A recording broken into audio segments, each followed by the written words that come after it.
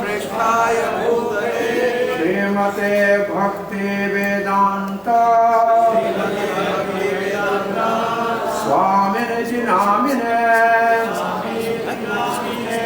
नमस्ते सरस्वती देवे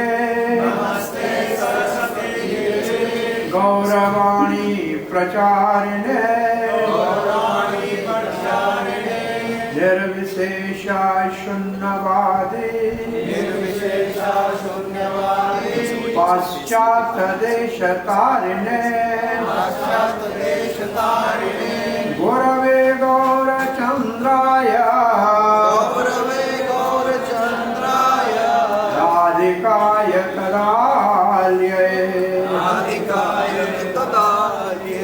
कृष्णाय कृष्ण भक्ताय तद्भक्ताय नमो नमः ओम नमो भगवते वासुदेवाय ओम नमो भगवते वासुदेवाय ओम नमो भगवते वासुदेवाय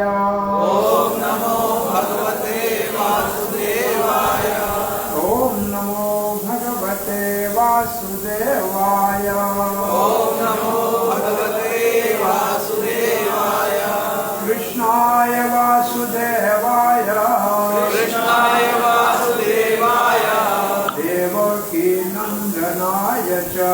देवकी नंदनाय च नंदगोपकुमाराय गोविंदाय नमो नमः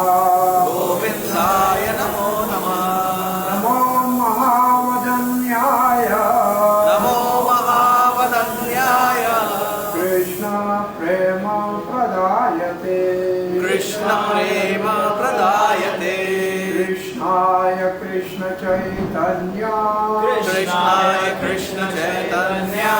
नामने गौरात्रेशे नमः जय श्री कृष्ण चैतन्य प्रभु नित्यानंद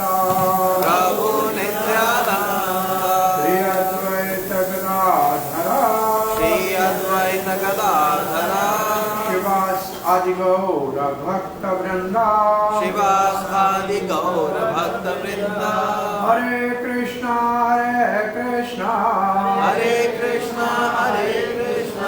कृष्णा कृष्णा हरे हरे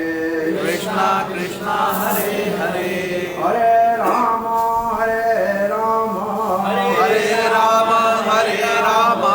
राम राम हरे हरे हरे कृष्णा। श्री राधा गोपीनाथ के चरणों में स्कान गुड़गांव 45 सेक्टर में आप सबका तीसरे दिन श्रीमद् भागवत के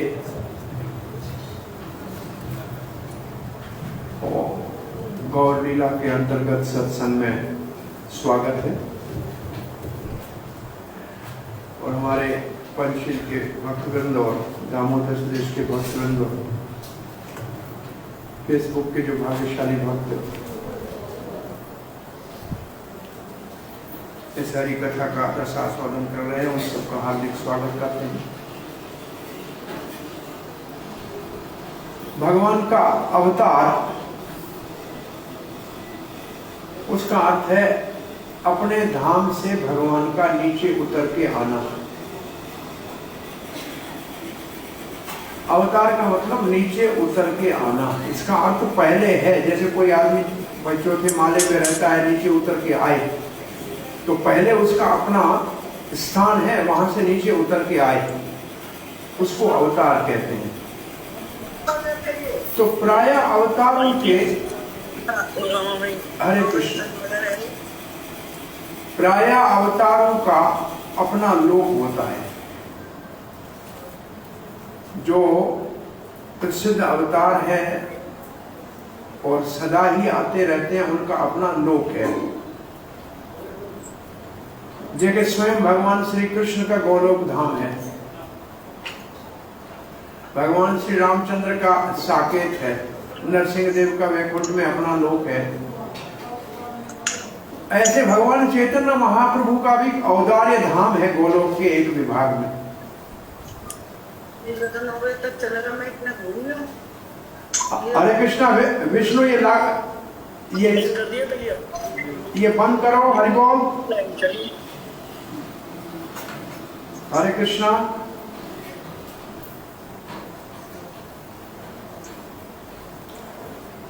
सो अवतार का अर्थ है भगवान अपने धाम से उतर के किसी लोक में अपने प्रेमी भक्तों के पुकारने के ऊपर पधारते हैं। ये सिद्धांत है। तो कल हम चर्चा कर रहे थे कि भगवान चैतन्य महाप्रभु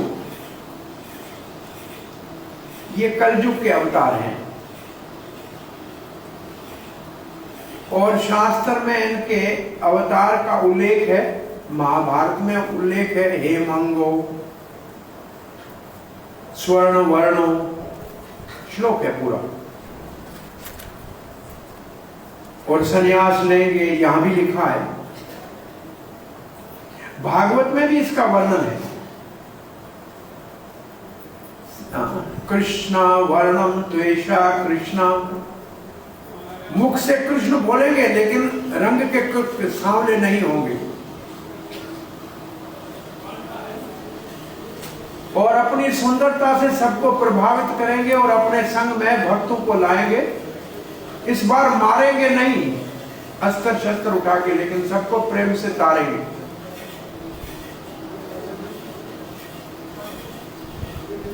तो भगवान के अवतार का उद्देश्य प्रायः धर्म की स्थापना होता है। तो धर्म में भक्ति जो है उसकी स्थापना सब नहीं कर सकते।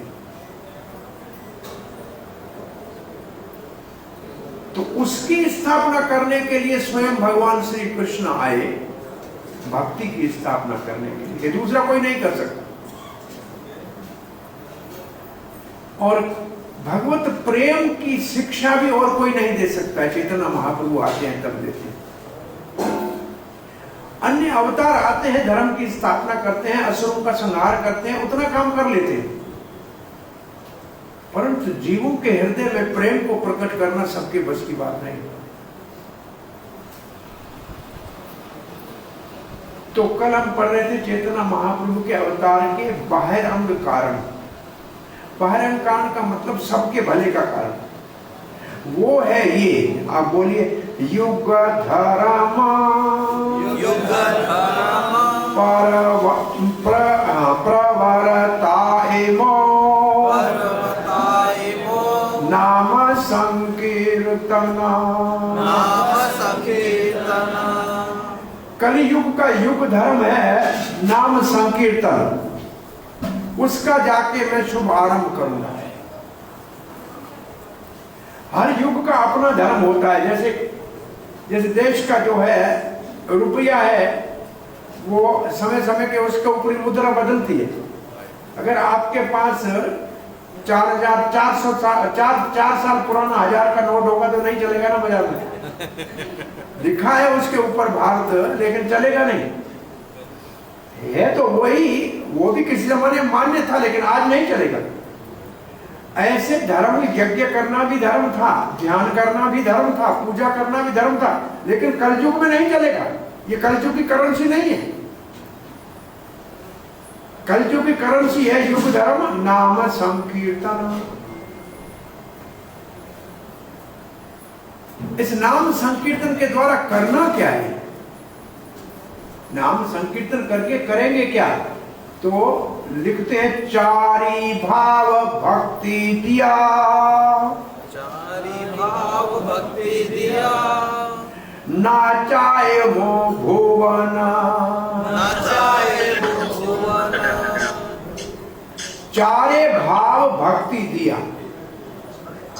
दास्य भक्ति, सखा भक्ति, वात्सल्य भक्ति, माधुर्य भक्ति। ये भक्ति के 4 भाव हैं। भगवान हमारे स्वामी हैं, हम सेवक हैं। भगवान हमारे सखा हैं, हम उसके मित्र हैं। भगवान हमारे पुत्र हैं, हम उसके माता पिता हैं। भगवान हमारे प्रेमी हैं। ये 4 भाव हैं। कहते कीर्तन करके ये 4 भाव देऊंगा सबको, जिसका जो भाव है उसको जगाऊंगा। तो इसका अर्थ है जो हम कीर्तन करते हैं इससे क्या होगा? ये जो हमारे कृष्ण महामंत्र का कीर्तन करते हैं ये करेगा हमारे चित्त रूपी दर्पण का मार्जन। दर्पण आपके घर में उसके ऊपर मिट्टी लग जाए तो उसको सफाई करते हैं ना, तो अपना मुंह दिखाई देता है। ऐसे चित्त रूपी दर्पण के ऊपर अनादि काल से कर्मों का मैल चढ़ा हुआ है। नाम संकीर्तन से वो धुल जाएगा, भगवान से जो हमारा नित्य संबंध है वो प्रकट हो जाएगा। तो ये हम जो कीर्तन करते हैं इसका लाभ क्या है? हमारे हृदय की धुलाई होती है। एक उदाहरण देते हैं।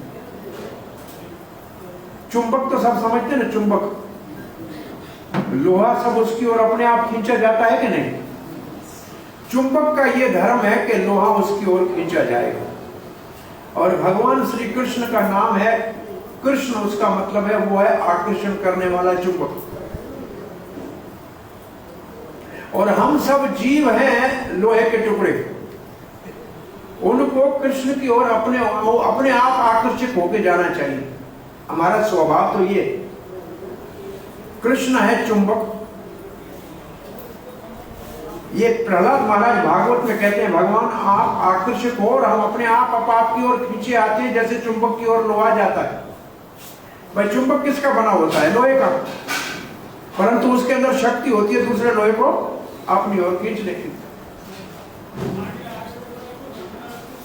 लोहे के आपके कील पड़ा हो बाहर रास्ते में, ऊपर बरसात आए, पानी गिरे, मिट्टी चढ़े, जंग लग जाए, तो फिर वो आप चुंबक के ऊपर रखो तो भी नहीं चपकेगा।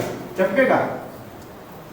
जंग आलूद, जिसके ऊपर जंग लगा हुआ है, मिट्टी चढ़ी हुई है, उसको वो खींचेगा, वो जाएगा चुंबक की ओर? नहीं जाएगा। तो इसमें चुंबक में कोई कमी है या कील में कमी है? कील में कमी है। चुंबक की तो शक्ति है, परंतु कील हो गया है जंग वाला, उसके ऊपर कचरा आ गया। तो अब करना क्या चाहिए? कचरे को उतारना चाहिए। हमारा काम है कचरे को उतारना। कचरा उतर गया तो कील अपने आप चुंबक की ओर आकर्षित हो जाएगा। लेकिन कील अपना कचरा स्वयं उतार सकता है? हाँ? नहीं। छोटा बच्चा अपने आप को मलमूत्र से साफ हो सकता है? नहीं। उसको मां करती है।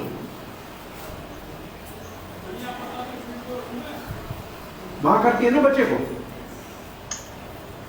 इसलिए भगवान को पहले माता के नाम से संज्ञा दी जाती है। सब हमारी सफाई करेगा भगवान, वो माता है। भागवत में तो लिखा है भगवान की कथा सुनोगे, कानों से भगवान का कीर्तन सुनोगे तो कान के द्वारा भगवान हृदय में जाएंगे और हृदय में सारे कचरे को धो के साफ करेंगे। भागवत में लिखा है परवेश करण रंध्राणाम स्वानाम सरोरुहम धुनोति समलम कृष्ण। कृष्ण बैठ के सारा मैल धोएगा। सरोरुहम का मतलब हृदय कमल के ऊपर। जैसा आपका भाव है वो भाव जागृत हो जाएगा। आप स्वामी मानते हो तो आपका सेवक का भाव जागृत हो जाएगा। आप सखा मानते हो तो आपका सखा का भाव जागृत हो जाएगा। परंतु उससे पहले मार्जन करना पड़ेगा। आपने देखा है कील के ऊपर क्या लगाना पड़ता है? रेगमाल, सैंड पेपर होता है ना, लेकिन उसको घिसने के लिए कोई चाहिए ना, तब वो घिसेगा तब ना। तो वैष्णव साधु गुरुजन जब भगवत नाम से कीर्तन करते हैं तो घिसाई होती है और हमारे ऊपर लगे हुए सारे मैल को धो के साफ करते हैं। तब हमारा भाव जो भगवान की प्रति है वो जागृत हो जाएगा। और जब भाव जागृत हो जाएगा तो क्या होगा? नाचाएमो भुवन। नाचाएमो भुवन का मतलब फिर तो वो प्रेम में पूरी पृथ्वी के ऊपर नाचेगा, पूरे पृथ्वी के लोग नाचेंगे। प्रभुपाद जी की कितनी आयु थी जब वो अमेरिका गए थे? हाँ जी, 69 के 70 साल उनका जमदूत के ऊपर मनाया था। जन्माष्टमी का दूसरा दिन तो वो जल के ऊपर ही थे जहाज में। 70 साल की आयु में वो नृत्य करके कीर्तन करते थे और सारे लोग नृत्य करते थे। आश्चर्य है। एक प्रभुपाद जी के शिष्य ने किताब लिखा है ब्लेजिंग साधु। उसमें लिखा है कि जो नृत्य नहीं कर सकता है वो भगवान की भक्ति कर ही नहीं सकता। तो ये महाप्रभु कह रहे हैं कि मैं भुवन को नचाऊंगा, तो अगर वो नाच नहीं सकता है तो भक्ति नहीं कर सकता है। अरे भगवान की सबसे परम मधुर लीला कौन सी है? रास। रास में करते क्या है भगवान? नृत्य। तो अगर आपको नृत्य नहीं करना आएगा तो भगवान के साथ कैसे घूमोगे? हाँ? तो यहाँ भक्त आपको कीर्तन में कहते हैं नृत्य करो, तब आप थोड़े ढीले पड़ते हैं। इसका मतलब अभी भक्ति जागृत नहीं हुई। जागृत हो जाएगी कि तो नृत्य अपने आप होने लग जाएगा। और भागवत में तो एक श्लोक लिखा है, उदगायन्ति नृत्यन्ति क्वचित। किसी समय जोर जोर से गाए, कभी नाचे, कभी रोए, कभी हंसे। ऐसा भक्त पूरे विश्व को पावन कर सकता है। पुनाति भुवनम, भूमंडल को पवित्र कर सकता है। एक ऐसे प्रभुपाद जी 70 साल की उम्र में नृत्य करके पूरे विश्व को पवित्र कर दिया कि नहीं? पूरे विश्व के अंदर एक आध्यात्मिक आंदोलन स्थापित किया कि नहीं? कृष्ण भावना को कैसे पूरे विश्व के अंदर स्थापित किया? प्रभुपाद ने कहा हमने प्रचार किया 2 चीजों से, भगवान के नाम का मधुर कीर्तन किया और भगवान का प्रसाद वितरण किया। ये 2 शक्तिशाली साधन है।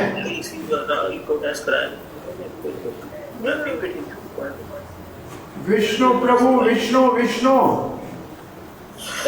ये विष्णु सबको म्यूट कर दो। हरे कृष्णा। ये नहीं, हम नहीं कर सकते। जो उसका है वो करेगा। जूम मीटिंग चालू है। हरे कृष्णा। आगे बहिरंग अवतार का उद्देश्य क्या है चैतन्य महाप्रभु के? सबको कीर्तन के द्वारा हमारा जो भगवान के साथ रिश्ता है वो याद दिला दे। और जिसको ये अपना संबंध याद आएगा वो बिना संसार के परवाह किए भगवान के नाम के अंदर आनंद में मगन होकर नृत्य करेगा। फिर लिखा है आपनी करीमो भक्त भाव अंगीकारे में। ये करने के लिए मैं स्वयं भक्त भाव को अंगीकार करके जाऊंगा। अंगीकार का मतलब स्वीकार। श्री कृष्ण कहते हैं मैं ही भक्त बनकर जाऊंगा। क्या करेंगे? आपनी आचारे भक्ति सिखाए मो सवारे। अपने आचरण से स्वयं करके दिखाऊंगा। महाप्रभु दोनों हाथ ऊपर उठा के पूरे भारत में हरे कृष्णा कृष्ण कृष्ण हरे हरे, हरे राम राम राम हरे हरे। गाया है, गली गली में गाया है, स्वयं भगवान ने गाया है। कि मैं स्वयं भक्त के भाव से जाकर सबको ये अपने आचरण से भक्ति सिखाऊंगा। इससे हमको शिक्षा क्या मिलती है? अगर हम स्वयं नहीं करेंगे भक्ति तो दूसरे को सिखा नहीं पाएंगे। आप जप नहीं करेंगे तो दूसरे का जप कहने का कहेगा तो नहीं करेगा। आप कीर्तन नहीं करेगा तो हमने देखा है बड़े अच्छे कलाकार नाम के गाते हैं, कोई उनके साथ गाता नहीं। हमारे ये बेचारे नए भक्त कीर्तन करते सभी पीछे गाते हैं और नाचते, क्यों? क्योंकि ये रोज कीर्तन करते हैं। वो तो सिर्फ जब कोई पैसा देता है तब आके कीर्तन करते, नहीं तो भगवान के लिए थोड़ी करते। तो उनके साथ कोई नहीं नाचता,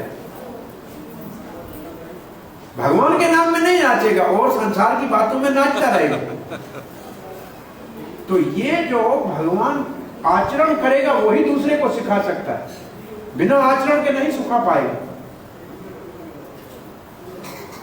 इसलिए आचार को सुधारना चाहिए अपने जीवन में। आप परिवार को, बच्चों को शिक्षा देना चाहिए तो स्वयं सीखो। एक हमारा मित्र आया, उसके पिताजी के साथ और उसके बेटे के साथ, और हमको कहता है मेरे बेटे को कहो माता पिता का चरण छुआ करे, आज्ञा माना करे। मैंने पूछा तुम अपने पिता का मानते हो? उसका पिता खड़ा था, बोला ये नहीं करता है। बोला ये नहीं करता है तो इसका बेटा क्यों करेगा? वो तीनों साथ थे। तो सीधी बात है, अगर आप नहीं स्वयं करोगे तो दूसरे को सिखा नहीं सकते। सिखाना है तो स्वयं को आचार्य बनना पड़ेगा। वैसे ये सिखाने के लिए कहानी पहले बताते थे। कोई बच्चा गर्मियों में गुड़ खाता था, तो उसका बाप उस वक्त बापू महात्मा गांधी के पास ले गए कि इसको मना करो गुड़ नहीं खाए। बापू ने बोला कल आना। वो बेचारा फिर रिक्शा करके गया, 3 दिन ऐसे आप मंगाए, बोला कल आना। चौथे दिन बोला बेटा गुड़ मत खाना, बस इतना खा। उसके बाप ने कहा इतना ही कहना था तो 4 दिन हमको चक्कर क्यों कटवाए? बोला 3 दिन मैं भी गुड़ खाता था, मुझे छोड़ने में 3 दिन लगे।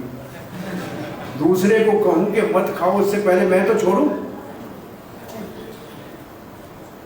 जब तक मैं नहीं स्वयं छोड़ूं, दूसरे को कहूंगा तो कोई उसको, उसके ऊपर कोई प्रभाव पड़ेगा ही नहीं उस बात का। तो ये भक्ति सिखाने के लिए भगवान ने स्वयं आके कीर्तन किया, नृत्य किया, भ्रमण किया, घूम घूम कर। आपने ना कैला धर्म सिखाना ना आए, कि मैं स्वयं नहीं जाऊंगा तो ये धर्म और कोई नहीं सिखा पाएगा। यही तो सिद्धांत गीता भागवत गाए। ये गीता में और भागवत में सिद्धांत है। भागवत में कहा सिद्धांत है? यद्यदा चरति श्रेष्ठ तत्तदेवत्रो जनः सयत प्रमाणम कुरुते लोकस्तद अनुवर्तते। जो प्रतिष्ठित व्यक्ति करता है वैसे सामान्य व्यक्ति करते हैं, और जैसे वो प्रमाण स्थापित करता है सामान्य उसके अनुकरण करते हैं। ये संसार का नियम है। तो मैं जाके स्वयं अगर नहीं सिखाऊंगा तो ये धर्म कौन सिखाएगा?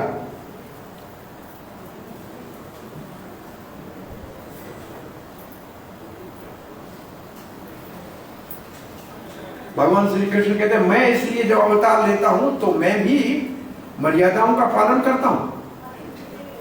क्यों करता हूं? मैं नहीं करूंगा, लोग मेरे पीछे चलेंगे तो वो नहीं करेंगे तो वर्ण शंकर संसार में पैदा हो जाएंगे। ये भगवद गीता का श्लोक है। अब कहते हैं युग धर्म परिवर्तन है अंश हैते, कि सामान्य धर्म की स्थापना करनी हो ना तो मेरे अंश से हो जाएगी, मैं किसी और को भेजूं वो कर देगा। अमा बिना अन्य नारे ब्रज प्रेम दीते, कि बाकी धर्म की स्थापना, शेष धर्म की स्थापना कोई और कर सकता है, परंतु ब्रज प्रेम और कोई नहीं दे सकता। कृष्ण कह रहा है जो ब्रज में प्रेम है, जैसे गोपू का प्रेम है कृष्ण के साथ, सखाओं का है, गोपियों का है, ऐसा प्रेम और कोई नहीं दे सकता। तो चैतन्य महाप्रभु का अवतार हमारे को ब्रज का प्रेम देने के लिए है। अब ये एक शब्द में सीखें तो ब्रज का प्रेम देने के लिए। तो ब्रज का प्रेम है सारे धर्मों में महान। अति, ये भागवत का जो श्लोक है मुख्य,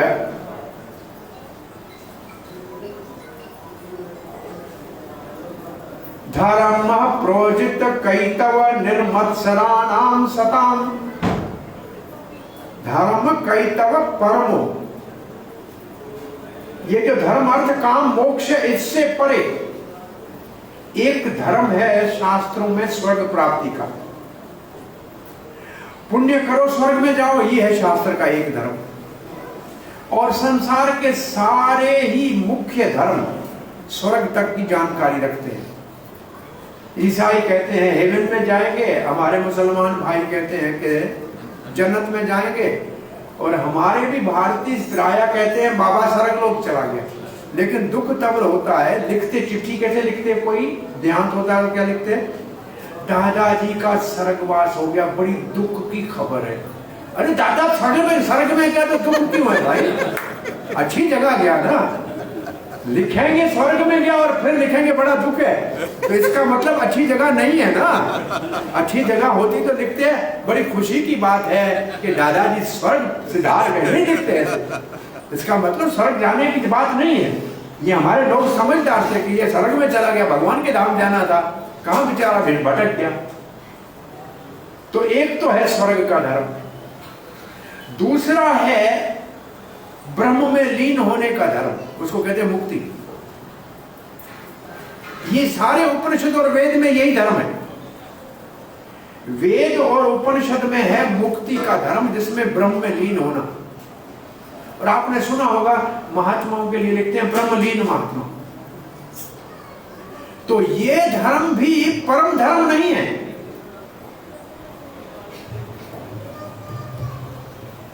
आप प्रेम नहीं कर सकते ब्रह्म से, भाई ब्रह्म है प्रकाश, लाइट से कौन प्रेम करेगा।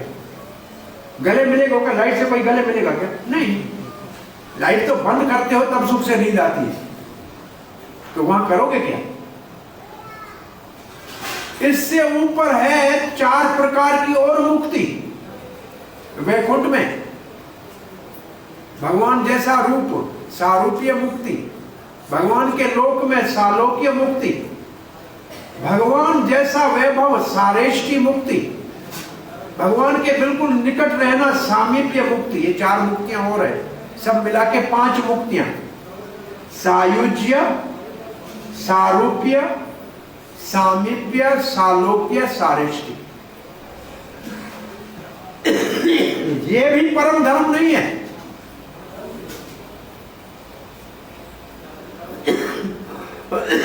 तो परम धर्म क्या है, बोला परम धर्म है भगवत प्रेम। बोला उदाहरण, बोला जैसा वृंदावन का प्रेम, ब्रज प्रेम परम। तो भागवत में है परम धर्म ब्रज का प्रेम, ये और कहीं नहीं, और ये कोई और सिखा भी नहीं सकता।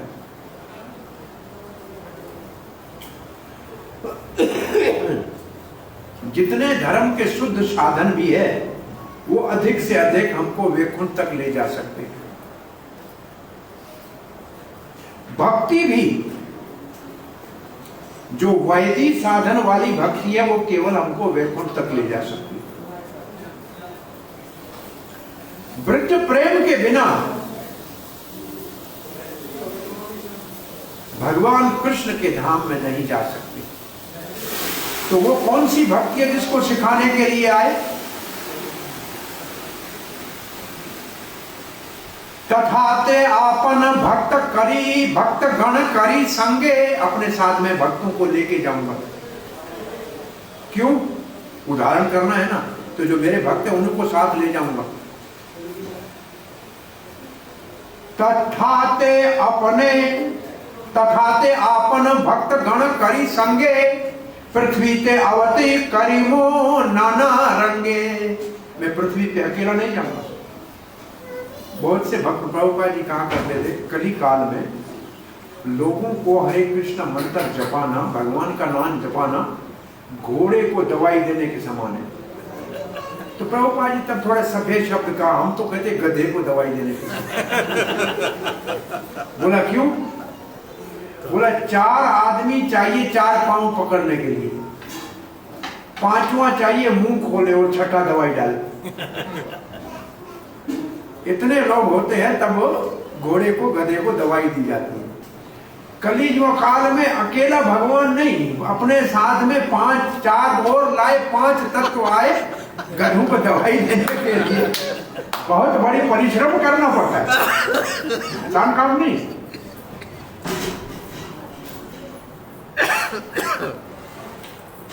पृथ्वी के अवतार करीमो नाना रंगे, मैं पृथ्वी के अवतारों के साथ लूंगा और बहुत सी लीलाएं करूंगा। रंगे का मतलब लीलाएं करूंगा, बड़ी अद्भुत लीलाएं करूंगा।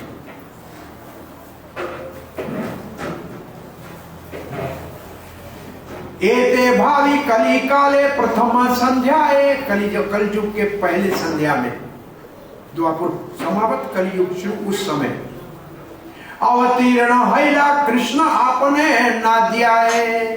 तब भगवान श्री कृष्ण नवद्वीप में, गंगा वहां 9 छोटे छोटे द्वीप बनाती है, उसको नवद्वीप कहते हैं, वहां मैं प्रकट हूंगा। ये भगवान ने निर्णय कर लिया।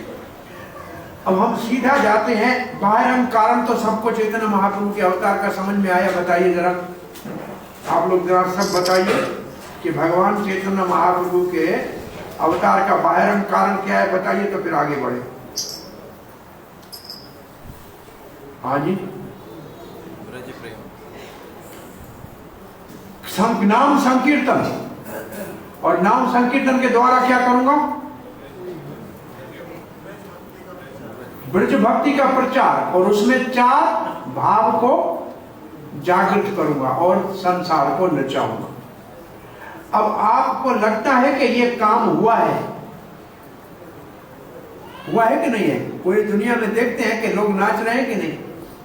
तो भगवान ने यह काम जो कहा था वो करके दिखाया कि नहीं?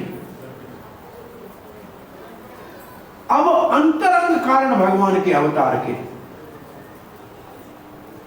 अंतरंग कारण का मतलब क्या है?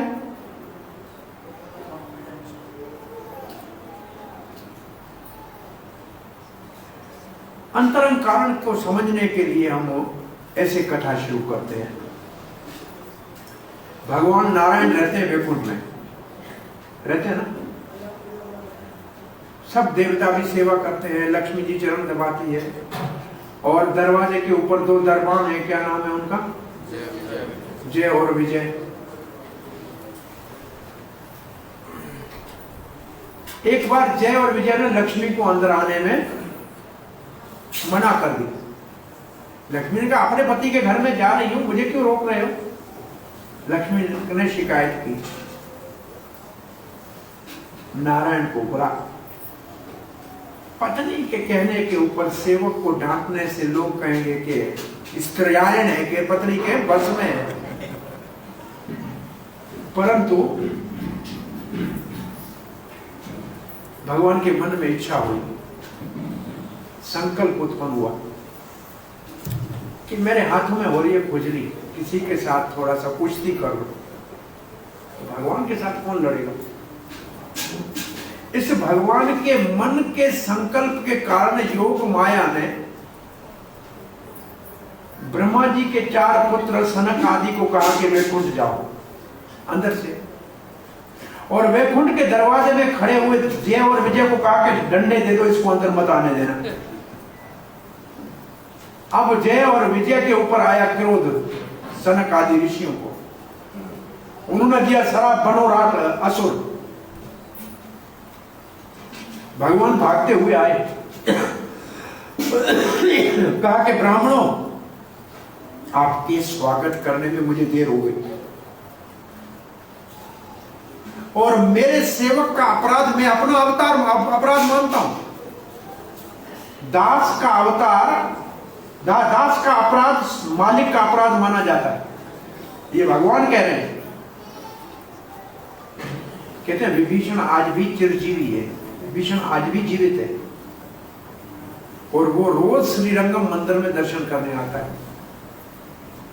श्रीरंगम मंदिर का जो भगवान सोए हुए हैं असल में, परंतु उसकी नाभि से कमल नहीं निकलता है।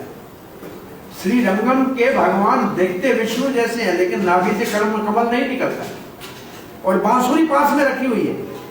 और सुबह बाहर जब गाते हैं तो कहते हैं मैया यशोदा बुला रही है, माखन तैयार है, गोपाल उठ जा, ऐसे गाते हैं माँ। वो आप देखेंगे जाके तो अन्य स्थानों पे वो जो है वो नाभि से कमल निकलता है, वो दूसरा विष्णु है, लेकिन ये वो नहीं है, बांसुरी पास में रखी होती है। ये ठाकुर जी की पूजा यशोदा मैया कर और अपना कौशल्या मैया करती थी, भगवान श्री रामचंद्र की माता। विभीषण को ये ठाकुर जी भगवान रामचंद्र ने प्रसन्न होकर दिया, ये लंका ले जा रहा था, जहां रखा, जहां आज श्री रंगम मंदिर है वहां रखा, फिर वहां से भगवान हिले नहीं। ये दक्षिण मुखी मंदिर है, आप देखना इसका मुख दक्षिण की तरफ है, वो जहां तो रहा था आगे, और उसके थोड़ा ही उसके आगे जाएंगे तो कन्याकुमारी आएगा, और कन्याकुमारी नहीं, वो आएगा अपना राम सेतु जहां है, रामेश्वर आएगा। वहां से कोई 60-70 किलोमीटर, जो ज्यादा नहीं है, 100 किलोमीटर के अंदर है। वहां से भगवान गए नहीं, तो आज भी विभीषण वहां भगवान का दर्शन करने आते हैं। तो विभीषण त्रेता युग के कितने लंबे होंगे, कितना भारी भरकम हो गया, आपको आप उसका थोड़ा सा विचार करके देखो, नहीं तो भी 18-20 फुट के तो होंगे। वो एक दिन जा रहे थे, अचानक एक पंडे के ऊपर पांव आ गया, तो पुजारी पंडा घायल हो गया, सबने विभीषण को बांध के रखा। श्री रामचंद्र को शिकायत किया कि कोई असुर एक ब्राह्मण के ऊपर पांव दे दिया। भगवान रामचंद्र अयोध्या से वहां गए, कहाँ है, बोला ये है विभीषण। तो रामचंद्र ने कहा ये मेरा सेवक है, इसने अपराध किया है तो दंड मेरे को दो, क्योंकि सेवक का अपराध स्वामी को, जिम्मेवार स्वामी है, दायित्व तो स्वामी के भाई आपने सिखाया क्यों नहीं इसको? जैसे बच्चे का अपराध बाप जिम्मेवार है, आज भी कोर्ट का कानून है, 12 साल से बच्चा गलती करेगा तो बाप जिम्मेवार है, सिखाया क्यों नहीं? तो रामचंद्र ने कहा कि तो मुझे दंड दे दो। बोला भगवान आपको कैसे दंड दे? बोला क्या करें? फिर बोला इसको छोड़ दो और क्या करो। तो भगवान ने उनको मुक्त करा दिया वहां से। तो यहां भगवान विष्णु कहते हैं मेरे सेवक ने अपराध कर दिया, ब्राह्मणों मेरा हाथ भी ब्राह्मणों के विरुद्ध काम करे तो मैं अपना हाथ काट लूं। अच्छा कि आपने इनको दंड दिया, भगवान की इच्छा थी, ये भले 3 बार असुर होके जाएं, मैं इनको लेने के लिए स्वयं जाऊंगा। भगवान ने कहा मैं इनको लेने के लिए स्वयं जाऊंगा। अब भगवान की जो इच्छा थी लड़ाई करने की ना, वो जब वो दोनों हिरण्याकश और हिरण्याकशिपु के रूप में आए तो भगवान ने 2 अवतार लिए। हिरण्याकश के रूप में जब वो आए तो वारादेव के रूप में भगवान ने ब्रह्मा जी के 1 दिन तक उससे युद्ध किया। कितना ब्रह्मा जी का दिन बड़ा है, 14 मनवंतर पूरे होते हैं। शाम होने लगी ब्रह्मा जी की, ब्रह्मा जी ने बोला शाम हो रही है, असुर का वध करो, नहीं तो इसका बल रात को बढ़ जाता है। इसका अर्थ कितना लंबा युद्ध चला। फिर भगवान ने मजाक मजाक में उसके ठोड़ी के ऊपर मुक्का मारा और हिरण्याकश का प्राण निकल गया। उसका भाई हिरण्याकशिपु, आप सब जानते हैं, प्रहलाद का पिता, उसको मारने के लिए भगवान खंभे के अंदर से प्रकट हुए नरसिंहदेव। हिरण्याकशिपु का उद्धार करने के बाद इतने क्रोधित थे नरसिंहदेव के सारे देवता आए, प्रार्थना कर रहे हैं शांत हो जाओ। ब्रह्मा जी कह रहे हैं, शंकर जी कह रहे हैं, इंद्र कह रहे हैं, सभी पर और क्रोधित हो रहे हैं। लक्ष्मी को बोला आपका पति है, जाओ इसको शांत करो। लक्ष्मी साड़ी को ठीक कर आगे बढ़ी, बोला इतने बड़े नाखून है, खतरनाक है, आज मूड ठीक नहीं, पति के पास मैं नहीं करता, इतना भयानक मैंने नहीं देखा। लक्ष्मी वापस हटी, तब प्रहलाद को कहा आपके लिए अवतार लिया है, आप जाके शांत करो। प्रहलाद ने प्रणाम किया, नरसिंहदेव ने गोद में उठा के चाटना शुरू किया और चाटने लगे तो इतना सुख मिला नरसिंहदेव को। तो प्रहलाद के मुख की ओर देखा तो प्रहलाद का सुख तो नरसिंहदेव के सुख से 1000 गुना ज्यादा था।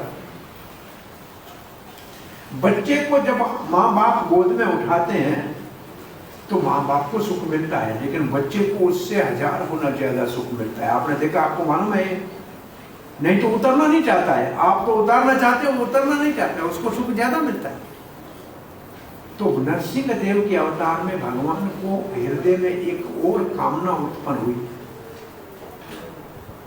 कि अब जब अवतार लो, कोई माता पिता हो, उसकी गोद में बैठ के सुख लेके देखूं कितना सुख होता है। और मुड़ के पीछे देखा है तो मेरा माता पिता खम्बा है, इसकी गोद में क्या बैठो। भाई नरसिंह देव का प्रकट तो खम्बे से हुआ ना। तब नरसिंह देव ने कहा अब जब अवतार लूंगा तो मेरे किसी प्रेमी भक्त को जो मुझसे प्रेम करता है उसको माता पिता के रूप में भेजूंगा, मैं उनका बेटा बन के और वात्सल्य प्रेम का सुख लूंगा। भगवान रामचंद्र का अवतार हुआ, एक नहीं तीन माताएं, कौशल्या, सुमित्रा, कैकेयी, बड़ा आनंद लिया, वात्सल्य प्रेम का सुख लिया। सखा कौन से मिले रामचंद्र को? पहला मिला निषाद राज गोवा, वो दूर से प्रणाम करके, भगवान मेरे पास में नहीं लगाओ, मैं तो जंगली हूं। भगवान कहे मेरे मित्र आओ गले मिलो, नहीं माना। दूसरा सुग्रीव महाराज नमस्कार करता है। विभीषण, भगवान कहते ऐसा एक भी मित्र नहीं मिला जो मेरे साथ बराबरी के साथ मेरे खेले कूदे, सब हाथ जोड़ के खड़े। ये सखा जो मेरे हैं इनमें कोई समान भाव वाला नहीं है। भगवान के मन में आया ऐसा सखा होना चाहिए जो मेरे समान मुझसे व्यवहार करे, खेले, मैं हार जाऊं तो मेरे कंधे के ऊपर चढ़े और वो हार जाए तो मैं उसके कंधे के ऊपर चढ़ूं, ऐसा सखा चाहिए। और श्री रामचंद्र मर्यादा पुरुषोत्तम एक पत्नी व्रतधारी। एक पत्नी व्रतधारी का मतलब क्या? मर्यादा में रहे, यही सिखाने के लिए आए थे। दंडकारण्य में जब जा रहे थे तो दंडकारण्य में ऋषि थे बहुत, दंडकारण्य ऋषियों से भरा हुआ था। भगवान राम के वनवास का मुख्य उद्देश्य कोई रावण को मारना इतना ज्यादा नहीं था जितना संतों को जाके दर्शन देना था, जो उनका दर्शन के लिए तपस्या कर रहे थे दंडकारण्य। उन ऋषियों के मन में भाव आया कि जैसे सीता प्रेम कर रही है राम से, ऐसे हम भगवान से प्रेम कैसे करें। हे ऋषि, शरीर मानव का है, पुरुष का है, भाव है कृष्ण के साथ मधुर्य प्रेम करने का, प्रेमिका के। सबने श्री रामचंद्र को प्रार्थना की। रामचंद्र ने कहा अगले जन्म में, अगले मेरे अवतार में आप सब गोपियां बनना और मुझसे प्रेम करना। उसको बोलते हैं ऋषि चारी गोपियां। दंडकारण्य के ऋषि गोपियां बने, गोपू के घर में जन्म हुआ और श्री कृष्ण से प्रेम करने का उन्होंने सुख भोगा। तो रामचंद्र के मन में ये दो लालसाएं आ गई कि सखा मेरा समान हो और प्रेमिकाएं अनंत, मैंने सबको आशीर्वाद। ऐसे भगवान रामचंद्र जब उत्तर कौशल में अयोध्या में राज करते थे, उत्तर कौशल उनका राज था, और सीता जी जहां से आई थी जनकपुर में, तो वो सभी स्त्रियां राम से प्रेम करती थी। सारा कौशल राम जी से प्रेम करता था, लेकिन राम जी मर्यादा पुरुषोत्तम थे। वो सारी कौशल की नारियां गोपियां बन के आई, मिथिले, उनकी मिथिला की, समझा, मिथिला की गोपियां। इस सिंध के अंदर एक राजा था विमल, महाराज विमल, उसकी कन्याओं के विवाह के लिए श्री कृष्ण से विवाह करने के लिए वो लाया काम्यवन में। वो सिंध के सारी कन्याओं का विवाह, वो गोपियां बने के बाद में श्री कृष्ण के साथ विवाह हुआ। ऐसे गोपियों के बहुत से अलग अलग वर्ग हैं, परंतु जो आदि गोपियां हैं वो भगवान के धाम से। तो रामचंद्र के अवतार के उपरांत भगवान श्री कृष्ण का अवतार हुआ। श्री कृष्ण को सखा कैसे मिले? बराबर के झपट के खाए। श्री कृष्ण एक जगह एक तोक सखा है भगवान का, वो बहुत अच्छी बांसुरी बजाता है, नृत्य बहुत अच्छा करता है। भगवान ने कहा तुम मेरे को सिखाओ, बुलाए से थोड़ी सिखाऊंगा, पहले गुरु बनाओ, प्रणाम करो। बिना गुरु की शिक्षा थोड़ी मिलेगी। तो भगवान भी मर्यादा में कहा आपको प्रणाम करता हूँ, आप कृपा करके हमको नृत्य सिखाओ। बोला ठीक है, हमारा मन आ गया, बैठो सिखाता हूँ। तब तक मधु मंगल और आ गए सखा। बोला ये क्या हो रहा है? बोला ये गुरु शिष्य के बीच में बात है, आप नहीं बीच में मत बोलो। मधु मंगल बैठा है, मैं ब्राह्मण, ये अय्यर का बच्चा, इसको गुरु बनाया कृष्ण, इसको एक नाचना आता है, मेरे को सब विद्या आती है, मेरे को गुरु बनाओ ना। अरे भगवान कहते आप सब मेरे गुरु हो, बैठो। तो ये सारे सखा भगवान से ऐसा प्रेम करते थे। और खेल में श्रीधामा हार गया, कृष्ण हार गया। श्रीधाम ने कहा क्यों? अब मेरे को तुम घोड़ा बनो तेरे कंधे पे चढ़ूंगा। कहा मैं नंद बाबा राजा का बेटा, राजा का बेटा घर में, खेल में सब बराबर। तो ऐसा सखा तो भगवान को मिल गए। और अनंत गोपियां भगवान से प्रेम करने वाली।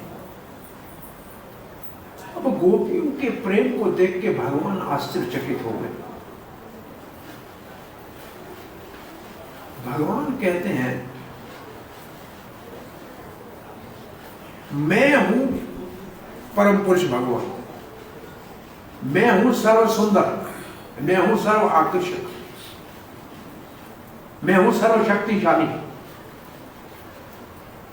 परंतु ये गोपियां जो है जब मुझसे मिलती हैं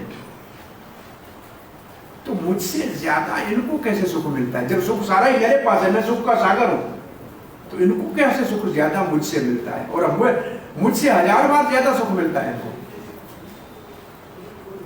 ये भगवान के मन में एक लालसा हुई कि ऐसा कौन सा, एक तो ये है कि इनको सुख क्या मिलता है मुझसे मिलने में, मैं सुख का सागर, मुझसे 1000 ज्यादा गुना ज्यादा सुख इनको मिलता है। और दूसरा, मेरा रूप इतना आकर्षक है कि भगवान छोटे से बच्चे थे, अपना ही रूप देखा एक खंभे के अंदर,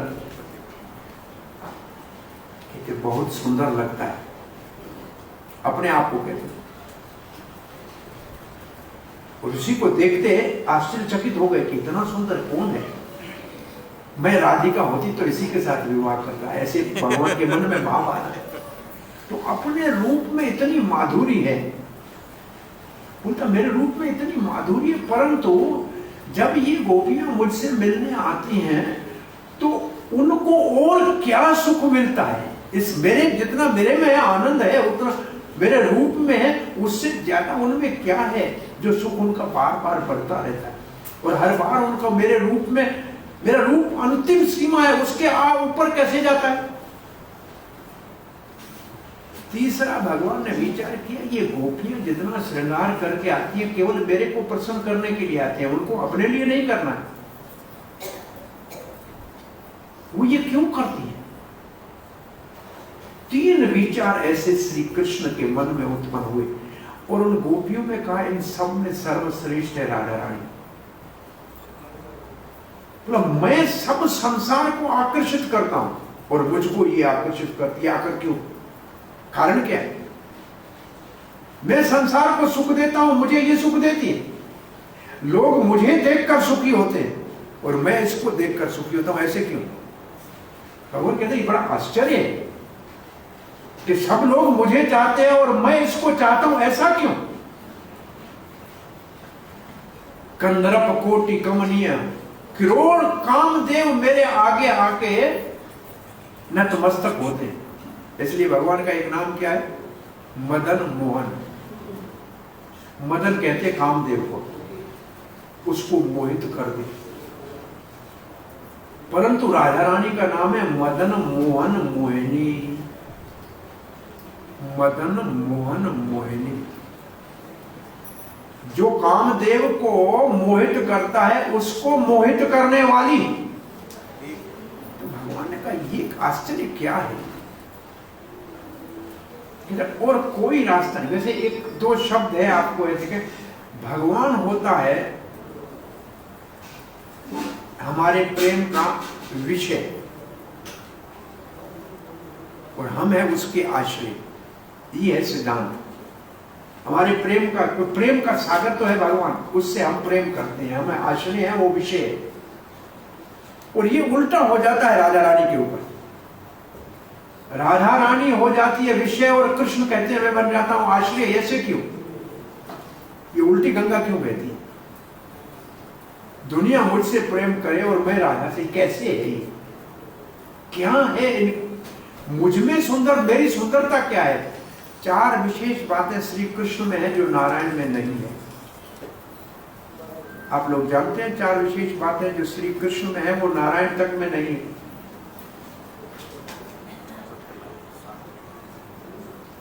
वेणु माधुरी, बांसुरी और कोई नहीं बजाता। कहीं बांसुरी आपने किसी के हाथ में नहीं देखी। एक विदेशी एक बार पर्यटक आया था भारत में भ्रमण करने के लिए, सब देवी देवताओं को, मंदिरों को, तीर्थों को देखा। एक पत्रकार ने पूछा आप कैसे आए थे? बोला मैंने सुना है आध्यात्मिक है तो मैं भगवान को ढूंढने आया था। बोला मिला? बोला हाँ। सोचा हाँ। बोला कौन? बोला जो खड़ा खड़ा बांसुरी बजा रहा है वो भगवान होगा। जानता कुछ नहीं था। बोला क्यों? बोला सबको कोई काम है, किसी के हाथ में अस्तर है, किसी के शस्त्र है, इसको कुछ भी नहीं है, बांसुरी बजाना, तो यही भगवान होगा जो सुखी है। तो उसने अपना अनुभव से बता दिया। तो बांसुरी तो श्री कृष्ण के पास मथुरा और द्वारका में भी नहीं है, केवल वृंदावन में है। केवल वृंदावन में बांसुरी बजाता है और बांसुरी के भी नाम है, बांसुरी है, मुरली है, वेणु है और उनके नाम है, उनकी छोटाई बड़ाई है, उनका अपना एक पूरा विलास है, एक पूरा गीत है गोपियों का, वेणु गीत उसका नाम है। गोपियों ने गीत, पहला गीत ही भागवत में वेणु गीत है। भगवान के वेणु वादन से आकर्षित होती है। कहता है मेरे वेणु वादन त्रिलोकी को आकर्षित करता है, परंतु राधा रानी के शब्दों को सुनने के लिए मेरे कान हजारों मांगना चाहता हूं। ब्रह्मा जी को जैसे गोपियां शिकायत करती है कि तेरे को संसार बनाना नहीं आया, मूर्ख, 2 आंखें थी कृष्ण को देखने के लिए। एक आंख तो हमारे निंदकों के ऊपर रखते हैं कि वो हमको कोई देख तो नहीं रहा है। आधी आंख से कृष्ण को देखने का प्रयास करती है, रिश्तेदारों को देखती है। आधी से देखते हैं ऊपर पलके बना दी, बंद हो जाता है। पलके क्यों ला ली? इसके ऊपर ये है, पलके क्यों बनाई? तो भगवान श्री कृष्ण ऐसे ही भाव हृदय में आ रहा है। तो ये 3 भाव भगवान श्री कृष्ण के मन में आए। कहा कि ये मैं केवल जब तक राधा रानी के भाव को स्वयं अंगीकार करके नहीं करूंगा तब तक मैं इसका पता नहीं लगा सकता कि वो मुझसे क्यों प्रेम करती है, क्या सुख मिलता है। और दिन दिन नहीं, क्षण क्षण में सुख बढ़ता है, क्षण क्षण में सुख बढ़ता है। और रूप भी, आप भगवान को यहां देखने आते हैं ना, कभी आपको जैसे भाव हो गए ऐसे भगवान। आप मुस्कुराते हो, आपके मन में हृदय में मुस्कुराते हो, ये मुस्कुराता दिखाई देगा। आप दुखी होंगे तो ये भी दुखी दिखाई देगा। जैसा आपका भाव वैसे भगवान आपके साथ व्यवहार करते। और तब ये श्लोक लिखा है यहां,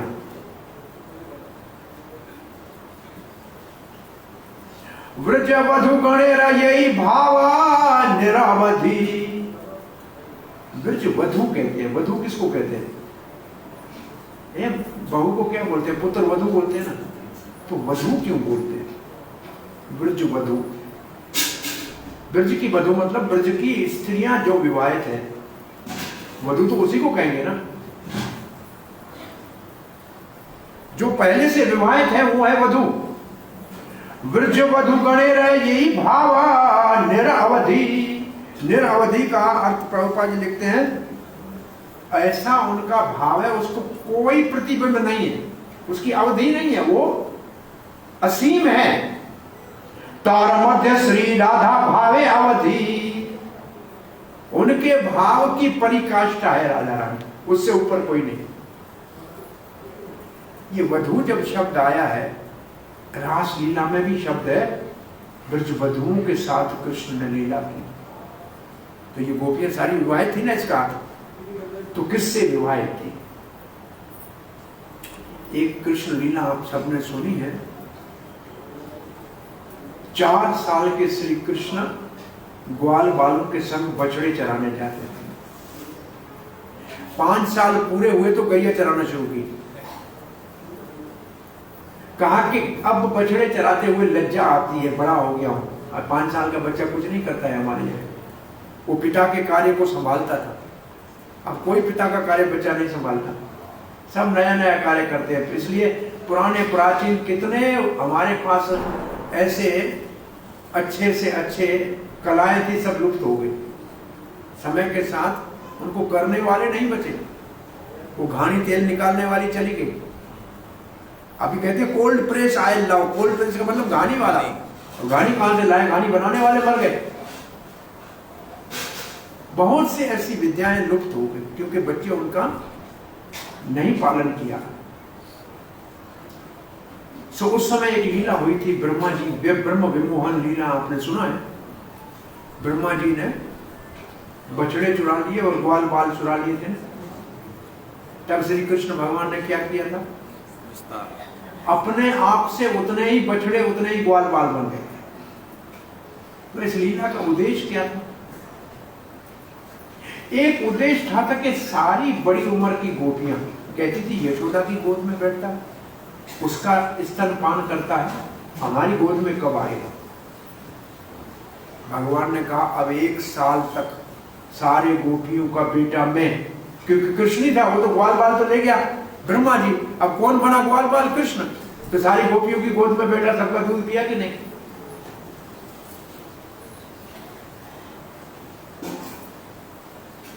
सारी गैया कहती थी केवल नंद बाबा की गैया का दूध कृष्ण को जाता है। हम कृष्ण की से प्रेम करती हैं, हमारा दूध भगवान बछड़े बन के सब गैयों का दूध पिए। सारी 4 वर्ष की कन्याएं पूजा करके कात्यायनी देवी को कहते हैं कृष्णपति के रूप में मिले, सारी ब्रज की कन्याएं। और सांडल्य ऋषि जो पुरोहित है नंद बाबा का, उसने उसी साल घोषणा की जब श्री कृष्ण ग्वाल बाल बना हुआ था और ब्रह्मा जी ने ग्वाल चुराए थे, कहा कि अच्छा ऐसा मुहूर्त आ रहा है जो अपनी कन्याओं का विवाह ग्वाल बालों के संग करा देगा, वो अनंत सौभाग्य प्राप्त करेंगे। तो सारी कन्याओं का विवाह ग्वाल बालों से हुआ। ग्वाल बाल कौन था? कृष्ण। तो कृष्ण ही ग्वाल बाल बना हुआ था और तो कोई था नहीं। तो ये सारों का विवाह तो सबको कृष्ण के साथ ही हुआ है, हुआ था कि नहीं हुआ? तो इसलिए कृष्ण वधू का है। वो रास लीला में शब्द है कृष्ण वधू। और ये ब्रह्मा जी ने देखा। भी कोई सामान्य लोग कम कहते तो कोई और बात है। ब्रह्मा जी जैसा 4 वेदों को जानने वाला जिस बात की पुष्टि कर रहा है, तो ये कृष्ण, ये ब्रह्म विमोहन लीला की का रहस्य है। उसी समय सबका विवाह सांडल्य ऋषि ने करा दिया। तो ये जो ब्रज वधू है, इनका प्रेम सबसे उत्तम, और उनमें सबसे उत्तम प्रेम है राजा रानी का। कैसा प्रेम है? परोड़ निर्मल भाव प्रेम सर्वोत्तम। परोड़ कहते हैं परिपक्व। राजा रानी का प्रेम है परिपक्व। निर्मल, निर्मल कहते हैं जिसके अंदर कोई काम की गंध नहीं है। एक बहुत प्रसिद्ध श्लोक है, काम और प्रेम में दिन रात का अंतर है, सोने चांदी का, सोने और लोहे का अंतर। काम है लोहा, प्रेम है सोना। बोला अंतर क्या है? बोला काम में मुझे क्या सुख मिलेगा ये विचार होता है व्यक्ति का, और प्रेम में जिससे मैं प्रेम करता हूं उसको सुख कैसे दिया जाए, ये दिन रात का अंतर। जैसे मां करती है प्रेम बच्चे को, तो स्वयं कितना भी दुख हो बच्चा सुखी हो, ये है प्रेम। प्रेम की छोटी सी झलक माता बच्चे से प्रेम करती है, उसमें दिखती है। सब अपना दुख, ये कहते हैं माता की एक रात के जागने का ऋण कोई नहीं उतार सकता। एक बेटे ने सुन लिया, आया माता के पास, बूढ़ी हो गई, बोला कहते हैं मैं ऋण नहीं उतार सकता, मैं आपका ऋण उतारने के लिए आया हूं माता जी, एक रात का ऋण उतारना। माता जी ने बोला सो जा बेटा, ये बिस्तर लगा लो कमरे में। मां ने कहा पानी ला बेटा, भागता हो गया, गिलास भर के पानी लाए, ये भी लाए। मां ने इतना पिया और सारा उसके बिस्तर पे गिराया। उसके हाथ हिला दिया, सब गिरा दिया। बेटे ने कहा माँ शायद बूढ़ी हो गई है, तो गिर गया होगा। तो उसने थोड़ा बिस्तर को हटा के सो गया। माँ ने कहा पानी, फिर बुलाया पानी, फिर गया गिलास भर के लाया, माँ ने थोड़ा पिया और बिस्तर पे गिराया। तीसरी बार गिराया तब बोला अंधी हो गई हो क्या, बार बार पानी गिराती हो, प्यास है नहीं? बोला ऋण उतारने आया ना, तू सारी रात में 10 बार यहाँ मूतता था, मैंने तुम्हारे को कभी कहा ऐसे गीला करता था बिस्तर? तो बच्चे ने कहा अगले से अभी आने वाले बच्चों को डायपर पहना देंगे माँ है क्योंकि ऋण तो उतार नहीं सकते उधार उतार नहीं सकते तो और क्या कर सकते हो, तो कोई साधन है नहीं। लेकिन बेचारे बहुत दुखी होते हैं, 4 मास ऐसा कोई अप्राकृतिक स्थिति में बेचारे रहते हैं। इसलिए एक भी बच्चा माँ बाप की न इज्जत करता है, न बड़ा होके उनकी सेवा करता है। ये सच है कि झूठ है? डायपर वाले तो नहीं करेंगे बात डायपर वाले गाड़ी वाला टिप्पर मार के साइड से चले जाएंगे उनमें आशा मत रखना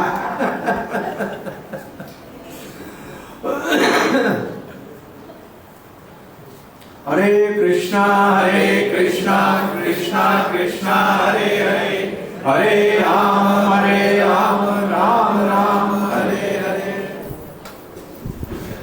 सो ये है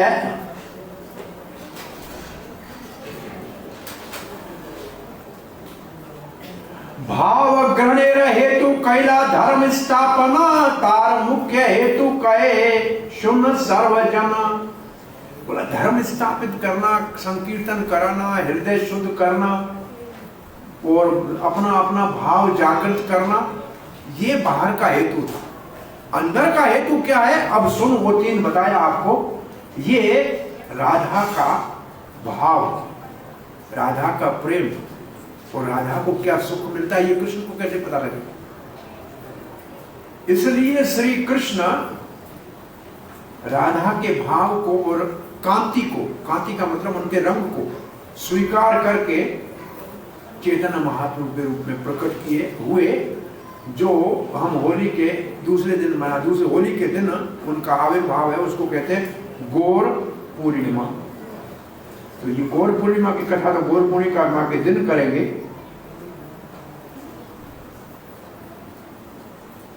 तो मूल हेतु क्या है भगवान के अवतार का? मूल हेतु क्या है? एक श्लोक है, ये श्लोक संस्कृत में पढ़ लेता हूं क्योंकि मर्यादा पूरी करते हैं। राधा कृष्ण प्रिय प्रणय विकर्ति हलादिनी शक्ति अस्माद। बोला राधा क्या है? बोला कृष्ण के प्रणय की विकृति है। प्रणय क्या है? प्रेम से ऊपर है स्नेह, स्नेह से ऊपर है मान, मान से ऊपर है प्रणय। ये प्रेम के ऊपर के स्तर है। प्रेम से ऊपर स्नेह। स्नेह का अर्थ क्या होता है? स्नेह होता है घी। वो घी की तरह इतना चुपड़ा होता है कि उसके बगैर रह नहीं सकता। स्नेह के बाद है मान। मान का मतलब छोटी बात, थोड़ी बात के ऊपर क्रोध करके रूठ के बैठ जाना, मान करना। और मान से ऊपर है प्रणय। उसके अंदर प्रेमी और प्रेमिका में कोई अंतर नहीं रहता। तो प्रणय के स्तर पे श्री कृष्ण के अपने अंग से राधा रानी प्रकट हुई। राधा है कृष्णेर प्रणय विकृति। प्रणय, एक शब्द प्रणय आपने सुना होगा, सुना है कभी? भक्ति विनोद ठाकुर कहते हैं हम वृंदावन का सब दर्शन करेंगे, जहां जहां कृष्ण ने लीला की उन सब जगहों का दर्शन करने जाएंगे। प्रणयी भक्त संगे, कैसे कौन से भक्तों के साथ जाएंगे? जो कृष्ण के प्रेम में मतवाले हैं, उनके संग में जाएंगे तो वहां दर्शन करते समय आनंद आएगा। नहीं तो ऐसे ही ब्रिज में जाओ, घूम के चले आओ। अब तो ब्रिज क्या हो गया, चौपाटी बन गई है, ऐसा हाल है कि वृंदावन में चलना मुश्किल हो गया। साधु संत 9 बजे सो जाते थे, 12 बजे तक। तो अब तो बाहर वृंदावन चारे भगवान सो नहीं पा रहे, इतना सब शोर हो रहा है। ब्रिज का तो सारा वातावरण बदल गया। जाते हैं सब लोग ब्रज में, यहां से भागे दौड़े। ब्रज रज में कोई पांव रखता नहीं, जमुना में कोई स्नान नहीं करता है, भक्तों का संग नहीं करता है, और जाता है आलू टिकिया और छाछ की बड़ी गिलास पी के लौट के आता है। मार्बल पे पांव रखता है।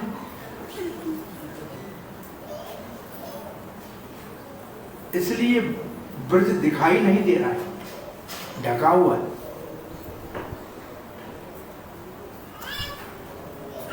एक बार अकबर ने कहा था अपने बहुत बड़े तानसीन गवैये को कि तुम इतना मधुर गाते हो, किसने सिखाया?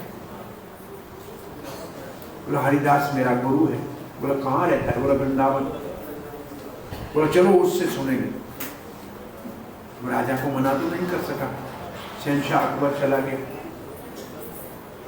जमुना के किनारे हरिदास भगवान के सुमरण में बैठा था।